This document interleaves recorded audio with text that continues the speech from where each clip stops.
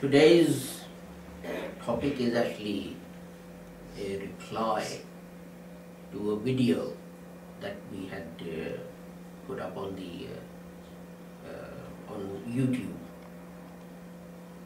What I had done was I had taken the press conference that was given by the representative of the Qadiani jamaat in the wake of the deplorable attack on their mosques in Lahore, in which a non-Ahmadi, Mujibur Rahman Shami is his name.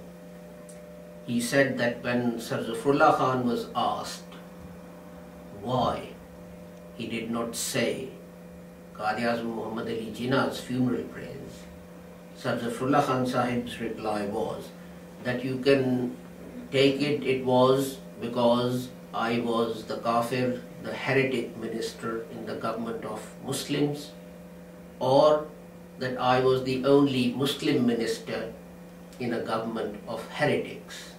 And this is why I didn't say Qadianism's funeral prayers. So I took that extract and Mudassar and I made a small video out of it and we put it on the YouTube, and we received a response from a member of the Qadiani jamaat, which said that Sir Zafarullah Khan Sahib had denied actually saying this statement. The reason he didn't say Qaid-i-Azam's funeral prayers was because the prayers were led by a Maulana who regarded Ahmadis as heretics. And this is the reply: this is not true. What I had put up is not true. Now, we have a number of difficulties with this. First of all, what I had left out deliberately from the video was the response by the representative of the Ahmadiyya Muslim Association. And his response was, this is correct. It was reported in the newspapers. So, the man who was invited to the interview actually accepts that this is true. The second thing is, if the reason now being advanced is correct, why did not Sir Zafarullah Khan Sahib say this at the time? Why didn't he say that this is the reason?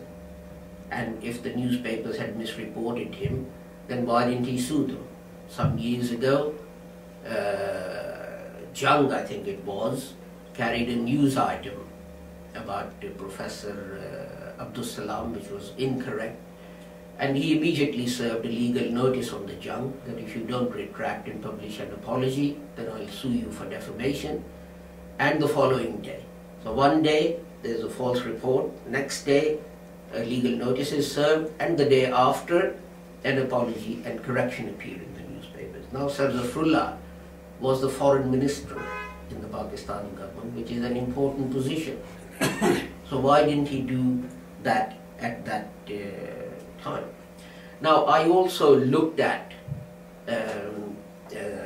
the response many years later when Sir Zafarullah said, was asked about this, and he says, I doubt if I said these words. Mujhe shak hai. He doesn't say, I didn't say those words. Now Sir Zafarullah was a lawyer of such esteem and standing that he served as the chief judge in the International Court. And he was the president of the General Assembly of the UNO. He knew full well what the difference is between saying, I doubt, which leaves room that he may or may not have said it, and I didn't. So he didn't actually deny saying that. And of course there are other confusing points. Well, if he didn't want to pray behind Maulana Shabir Ahmad Usmani, I think it was, who led the prayers, why didn't he say Qaid-i-Azam's funeral prayers on his own? Indeed, why didn't the Qadiani jamaat per se say Qaid-i-Azam's funeral prayers. There's no evidence that the prayers were said by the Qadiani jamaat in Rabwa. In Rabwa, it would have been Mian Bashiruddin Mahmud Ahmed Sahib who led the prayers and not Maulana Shabir Ahmad Usmani. So why did they say the prayers there?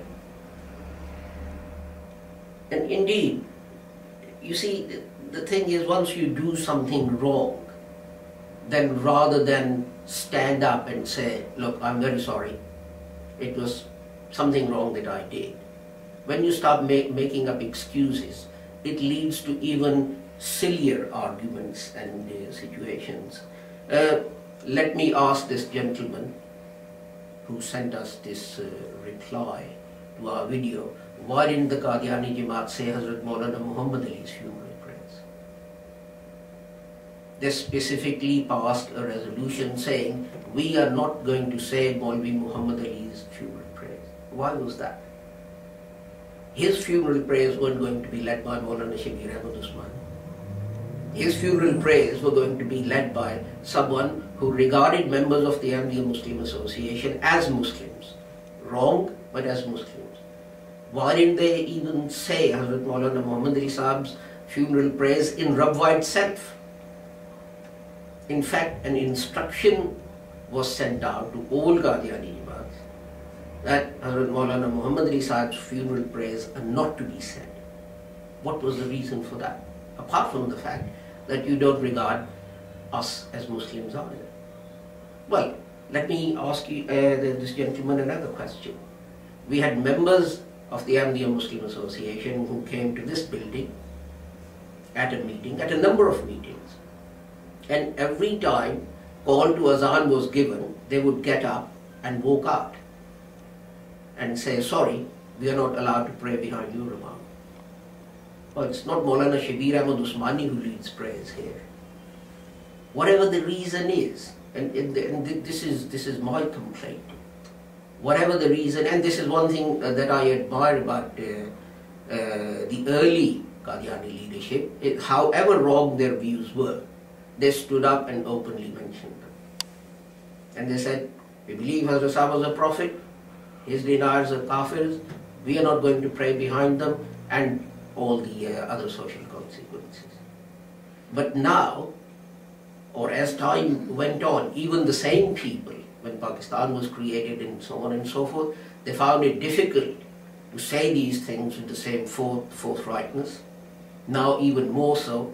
So these lame excuses and things are put forward to try and justify things which were patently wrong. The honest thing for a religious organization is to say, yes, we made a mistake. We are sorry, we should not have done that, and then move on, rather than keep on justifying mistakes or and advancing reasons to support what was done. And the reasons are even more laughable than the initial steps that these people had taken.